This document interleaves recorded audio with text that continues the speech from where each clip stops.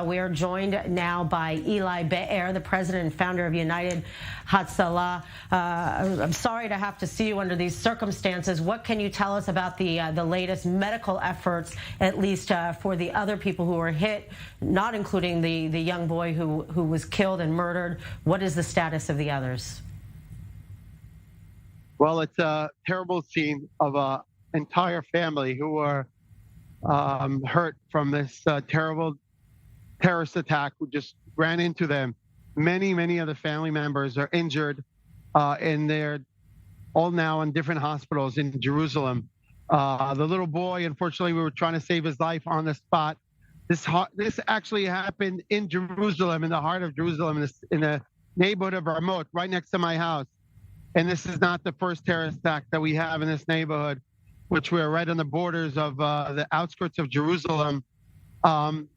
This family that was standing in the bus stop waiting for a bus to go for Shabbat. Lots of them are just in different hospitals now in different conditions. Some of them in serious conditions. A lot of people are emotionally traumatized. We are treating a lot of people. The psychotrauma team of United Hatzalah are now treating people who are just devastated and just very hard for them to deal with what they saw. They saw members of their family who were injured. They saw people who were waiting with them on the bus stop. The bus stop was full of people, and the terrorists just came towards them, driving really quick, straight into them. Tried killing as much as he could, killing as much Israelis as he could. It was a devastating scene. Scene with little children with Shabbat clothing, with talits. You saw people, talits are spread all around.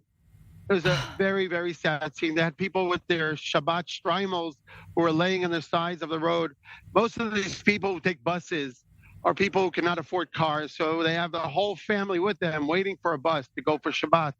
This direction goes towards Modi'in and towards other cities outside of Jerusalem. Devastating Erev Shabbat for all of us. It is so devastating. And can you explain a little bit more, because this is the first we're hearing that it was one family. Are all of the victims part of the same family, or the injured part of the same family as the boy who was killed?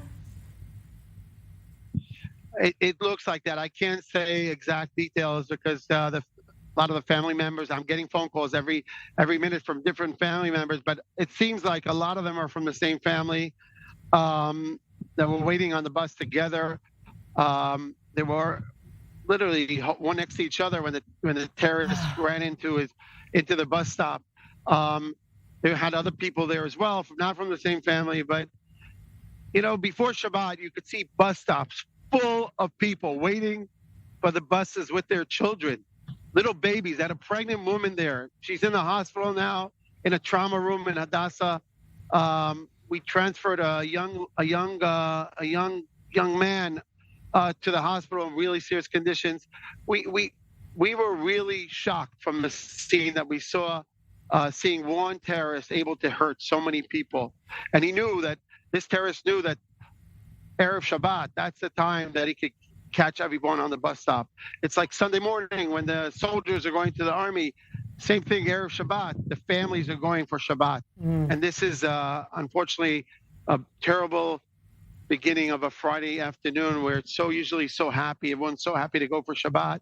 And this is sad for all of us here in Israel. I can't imagine. I mean, I know in your job have seen it all, and clearly this is something that has really impacted you on such a personal level. It's so hard to be able to be objective while you're performing life-saving measures when something so terrible happens.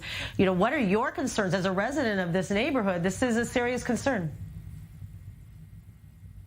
Well, 2 weeks ago, I was having Shabbat dinner with my family, and every one of my members of my family are a volunteer in United Hatzalah.